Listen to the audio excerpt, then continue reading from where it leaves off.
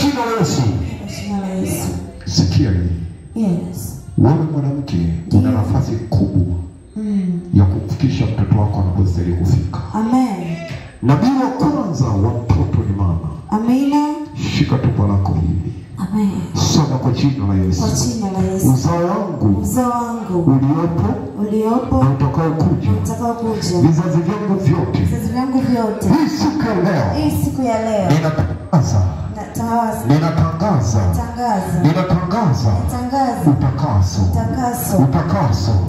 kwa damu ya Yesu, kwa damu ya Yesu, kwa damu ya Yesu, kwa damu ya Yesu, kwa damu ya Yesu. Ninafuta laana na mikosi zilizowekwa tangu zama za kale na mababu na mabibi. Damu ya umasikini, damu ya utumwa, damu ya kutawaliwa, damu ya kutawaliwa, ninaifuta kwa jina la Yesu. Piga makofi. Alafu usikilize. Ukwambie kitu. Amen. Wewe hapo. Yes. Wewe hapo unanitazama. Ndio. Leo unanisikiliza. Yes. Uzao wako kuanzia leo. Amina. Nimeukomboa kwa damu ya Yesu. Amen.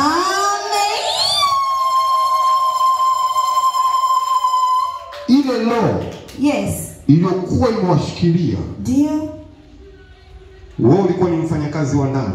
Yes. Mtoto wako naye anawaza kwenda kuwa mfanyakazi wa ndani. Ndio. Laana. Yes. Nimeifuta leo juu yako kwa jina. Amen. Amina. Hiyo laana kuolewa mke wa pili si mke wa tatu. Yes. Nimeifuta kwa jina la Yesu. Amen. Hiyo laana kutokuolewa. Ndio. Nimeifuta kwa jina. Amen. Laana kutokuoa watoto wako. Watoto wako kwamba hawaoaji. Ndio. Naifuta hiyo laana. Amina. Vijana wako. Yes. Wa kiume. Na vijana wako wa kike. Amen. Lazima wakienda kufanya mawindo. Ndio. Wakuletewe mama umiliki.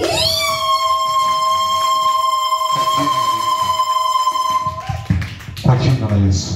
Amen.